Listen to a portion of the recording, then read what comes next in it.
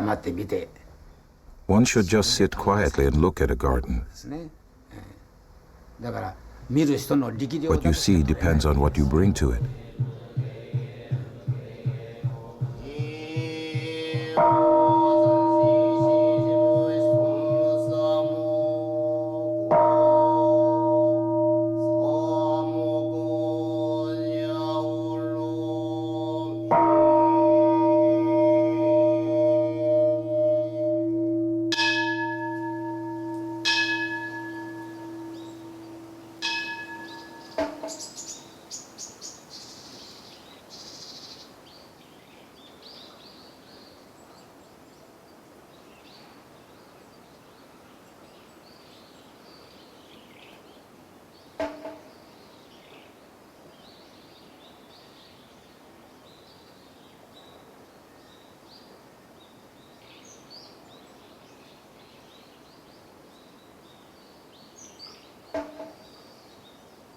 Rough standing stones, a stream meandering, delight without end, wrote the 14th century priest and garden designer Muso Soseki. How lovely, the setting for elegant play and serene pleasure. For more than 1,000 years, the Japanese garden has been a haven of tranquility and a preserve of natural beauty, a vehicle for contemplating life and a wellspring of artistic inspiration. The garden today remains a place apart, serene, symbolic, and sensual.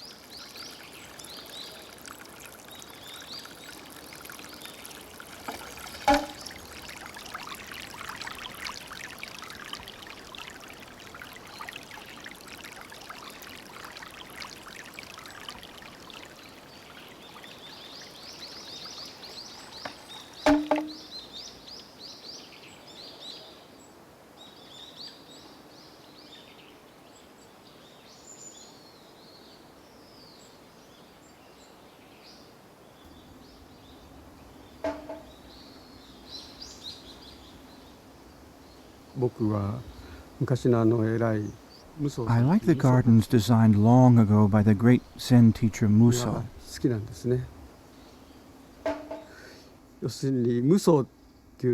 his name, Muso.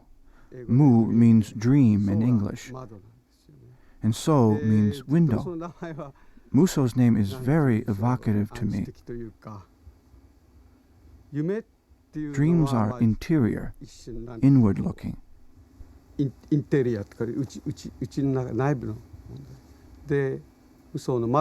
While windows open outward.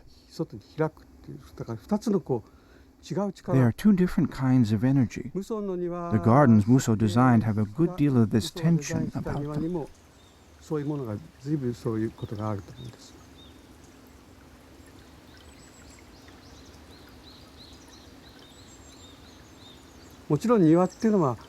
Of course, no matter what genius may have designed a garden, it's a living thing, and time remakes it.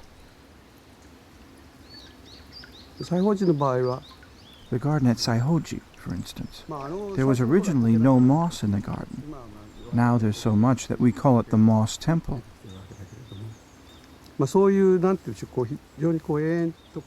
Muso seems to have allowed for the changes that time would bring.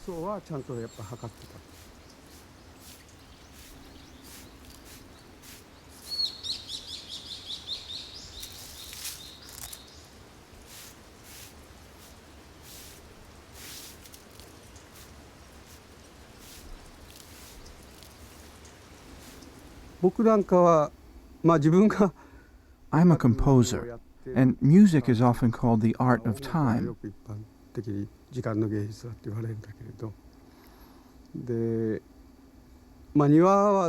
On the other hand, gardens are constructions of space. But when I'm in a garden, what impresses me most are the layers of time. Various kinds and quality of time form layers. They accumulate. あると。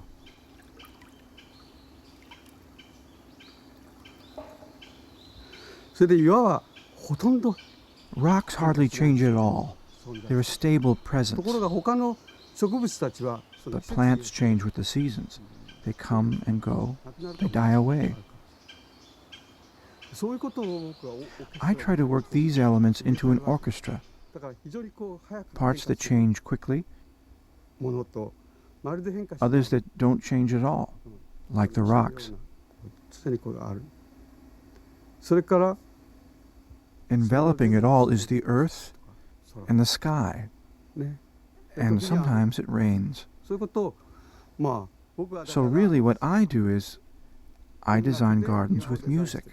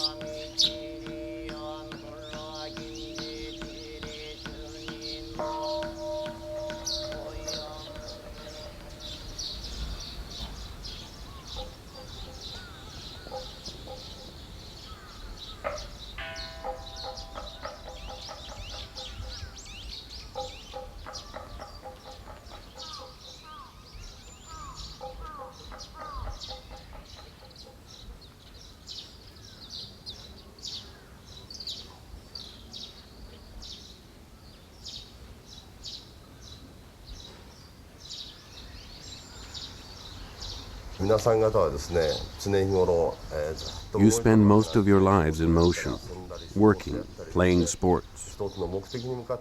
You assume that you're moving toward a certain goal in life. Sometimes you lose sight of whether you're actually making any progress.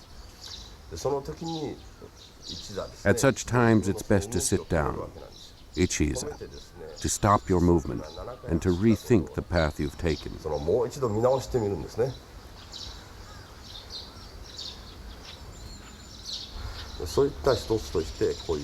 When a garden is used as a place to pause for thought, that's when a Zen garden comes to life.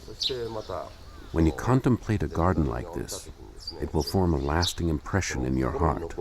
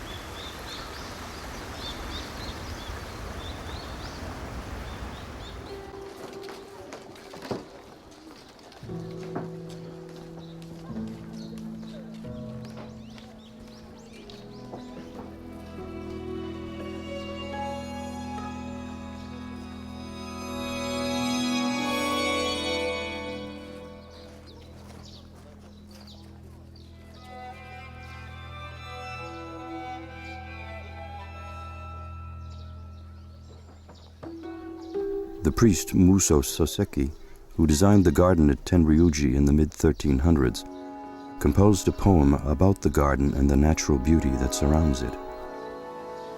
The sounds of the stream splash out the Buddha's sermon. Don't say that the deepest meaning comes only from one's mouth.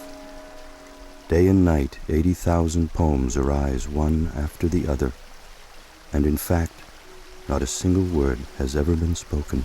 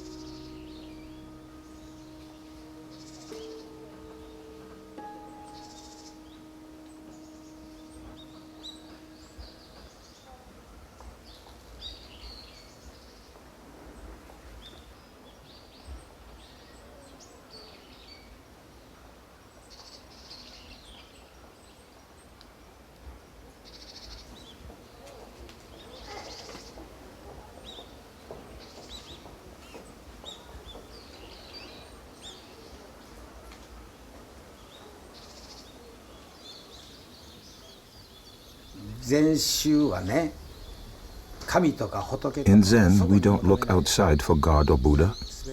They are within us. Where we live is the Buddha's realm, the world of the gods. That's why it must be clean and beautiful, why we work to keep it from getting soiled.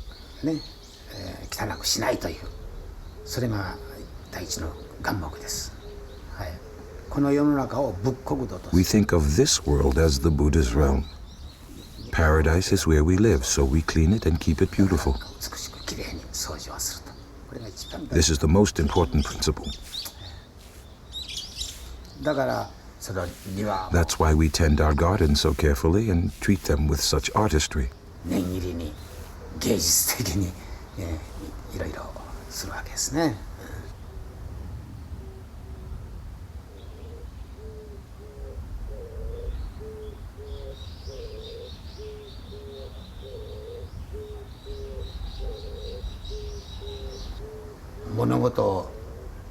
はっきり善 We don't divide things simply into good and bad, right and 二 left. つに割らずにそこに何ですか There is a vagueness, a sense of ma or space between さっき言いま things. したそういうようなものを何ですか That's how the universe itself is constructed.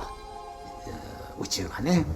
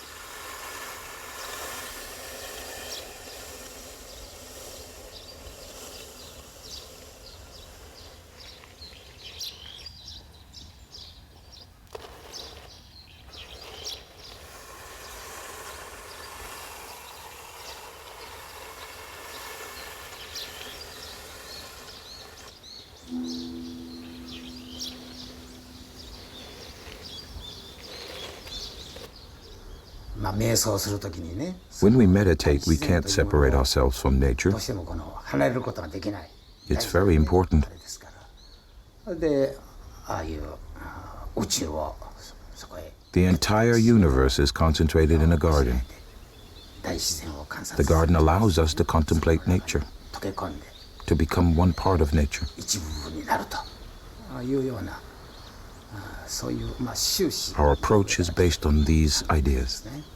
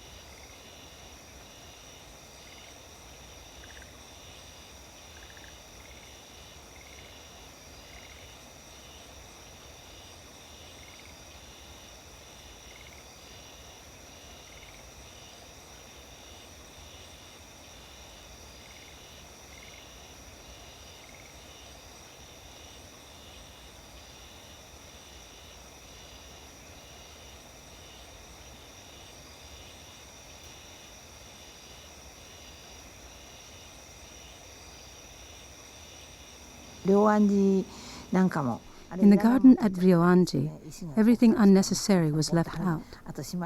There are only a few clusters of rocks and lines in the gravel. Philosophically, this brings up matters of Zen which I don't really care for. But if it's seen in totally modern terms, to do something in a nearly empty setting, that can be very interesting.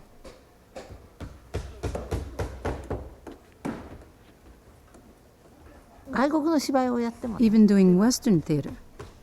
For example, if we were staging a Greek tragedy, it might be best to perform it on an empty set. Or Shakespeare, his plays could be done with no set at all. Something may seem to be there, even though it has been eliminated. This approach to design is widespread among the Japanese. There's a kind of abbreviation, the elimination of things. It's especially true in some Japanese gardens. I think that's the influence of the team master Rikyu, the world of mu, of emptiness.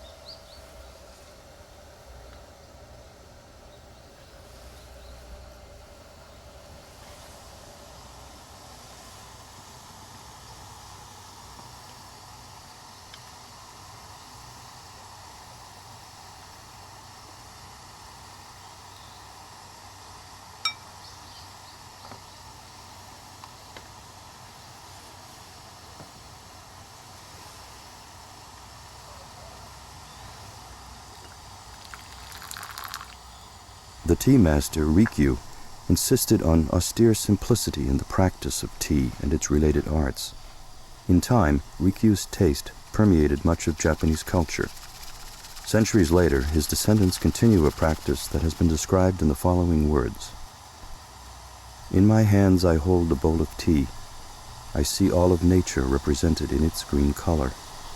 Closing my eyes, I find green mountains and pure water within my own heart. Silently drinking, I feel these become a part of me.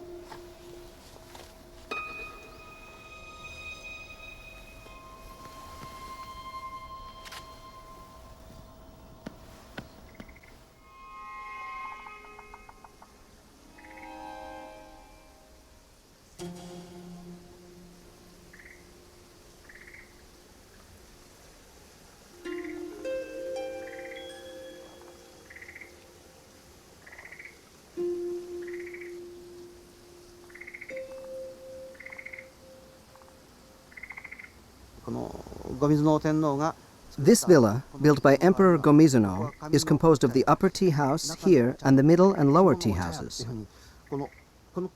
This whole area is referred to in that way.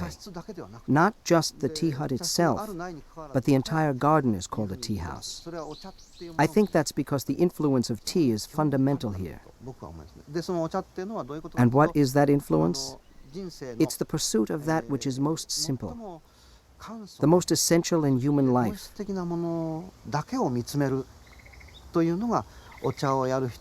That's what tea practitioners are after.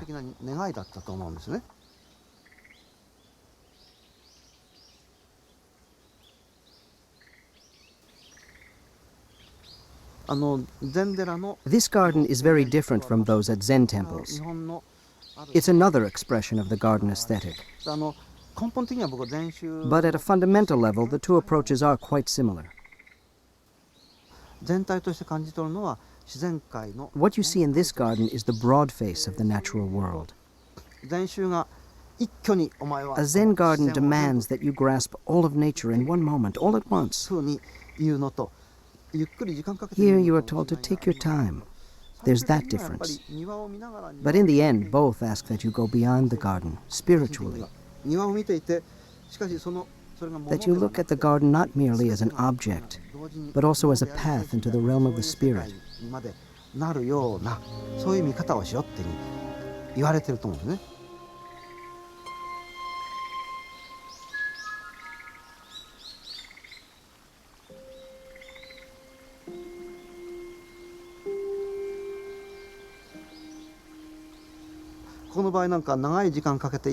You were meant to move slowly through this garden,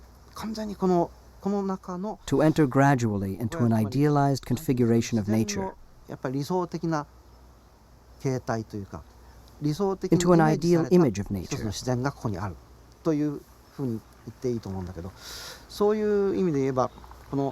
You would come out from Kyoto, the city, and climb up here. There were intense political struggles going on, and the people would retreat up here for a poetry gathering hosted by Go-Mizuno. And the garden was constructed so that by the time they arrived, everyone would be ready to compose their poems.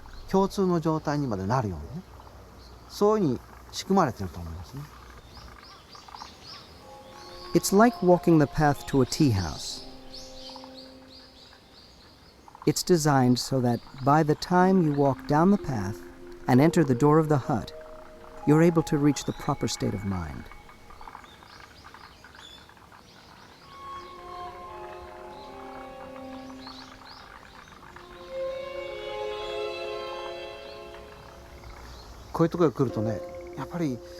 When you come here into this wide open space and hear, for example, the sound of a bird, a single bird, and the bird song echoes over the hills, It's wonderful material for poetry.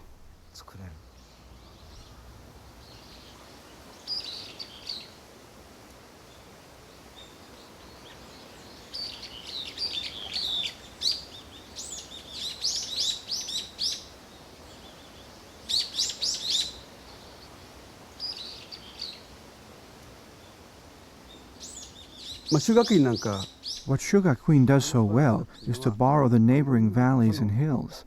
風景を借りてでそういうものに支えられてあそこに This makes for a friendly, intimate, gentle space. 親しみのあるこう優しい空間を作っててでそれに反して In contrast, the garden at Katsura closes out the rest of the world.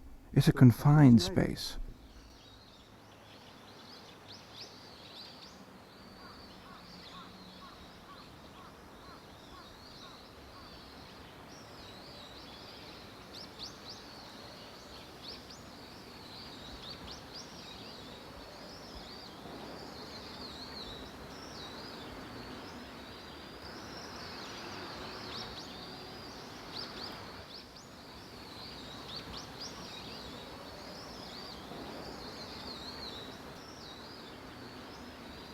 The design of the buildings at Katsura is very refined. Most of the lines are straight, verticals and horizontals. Perpendicular lines suggest tranquility, while diagonals tend to cause uneasiness. Katsura uses mostly verticals and horizontals. That's why it feels so calm and elegant.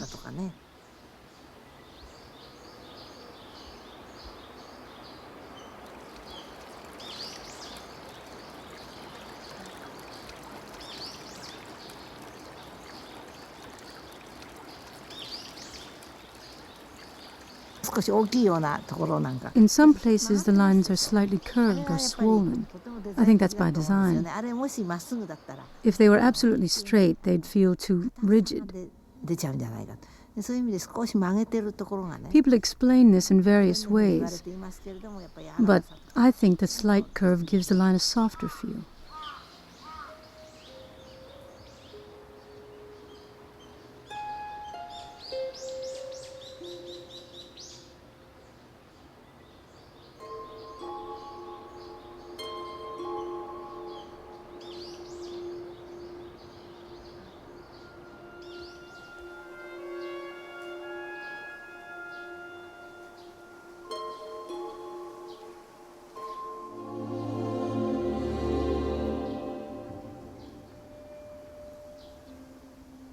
When I write a piece of music, I note on the score the kind of emotion I have in mind.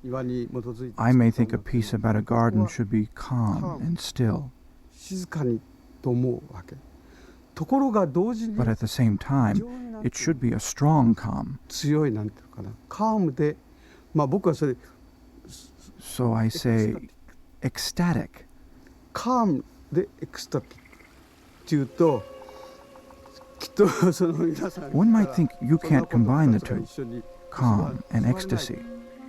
でも僕は時々日本の庭なんかにね But there are moments in a Japanese garden that are very still and restful, but something intensely sensual, almost erotic, is going on at the same を time. 見る時があるんだよね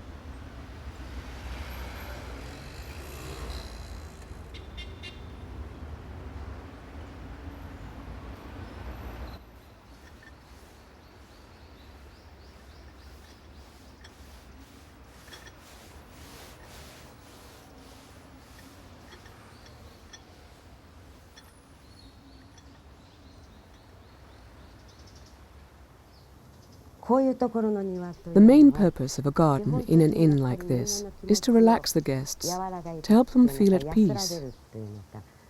That's its most important function.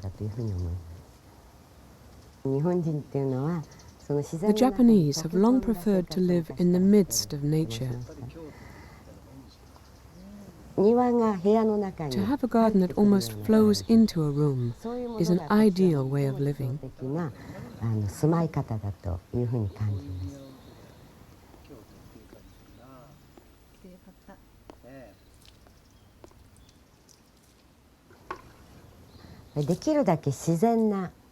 It's best for the garden to be as natural as possible. But to create a garden that looks natural in this tighter space requires a great deal of skill. It must be made to look natural, designed to appear natural.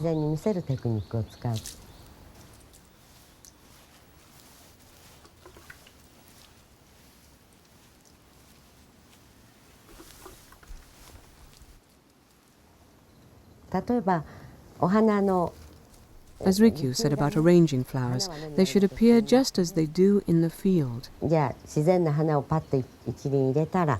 But you can't achieve that by just taking a flower and sticking it in a pot. It takes real technique to make flowers seem natural.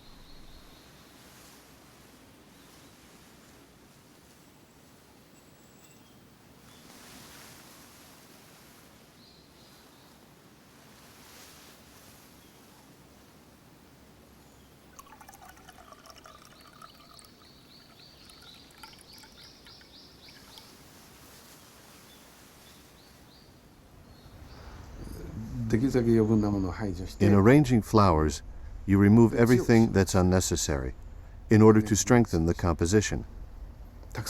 You might think that the more material that's used, the greater the value of the composition. But the opposite is true. The less there is, the more forceful the work. In flower arrangement, and in gardens as well, the Japanese value the beauty of the line. Strength of line is what matters most.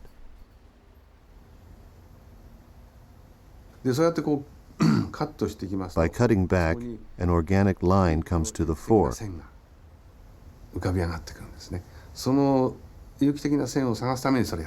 The point is to search for that organic line. By doing so, the essence of the plant is revealed. In ikebana, it's not enough to be concerned only with the narrow, confined realm of the composition. That space only exists because there is a larger world outside. I realized that when I began arranging flowers. It was through ikebana that I became interested in gardens.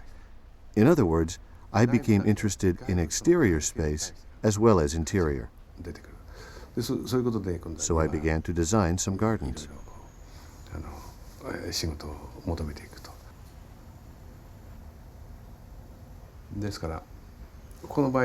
For this garden, we cut the window very low so that guests eating dinner would see the garden by lowering their line of sight.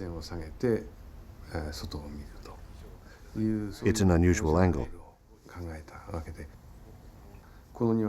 The point here was to confuse the viewer a bit. Is the garden inside or is it outside?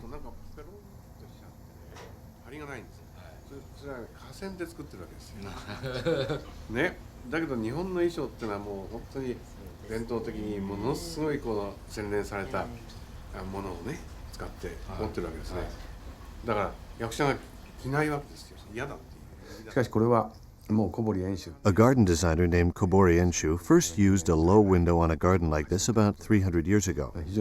It was an unusual approach, and I borrowed the idea.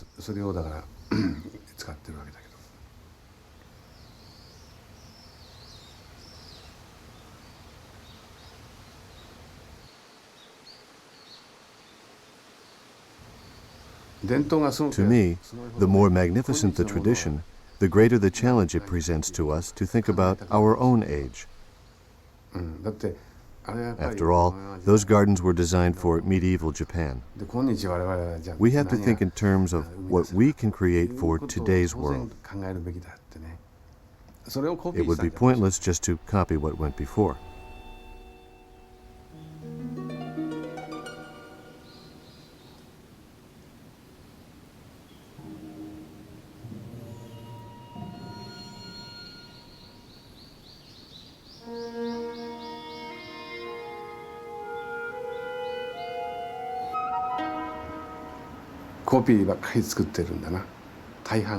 Most of the gardens built these days are copies. I think what we need instead is true creativity. We've gradually lost the will to take radical risks. We just follow patterns. This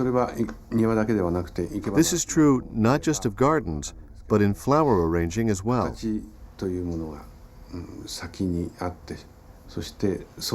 I think this is the result of the fact that form has taken priority and creativity has suffered.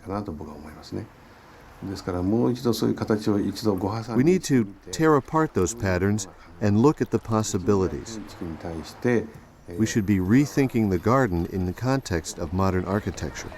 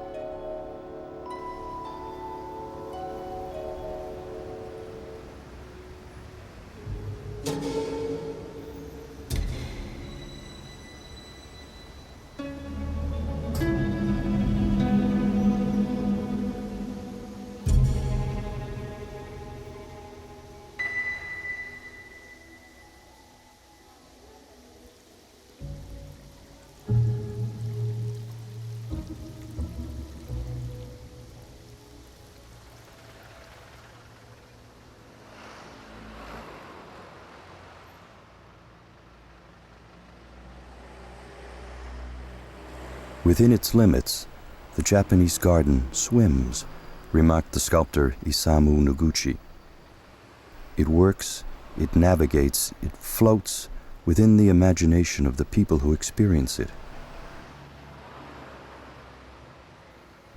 We are a landscape of all we have seen, Noguchi said.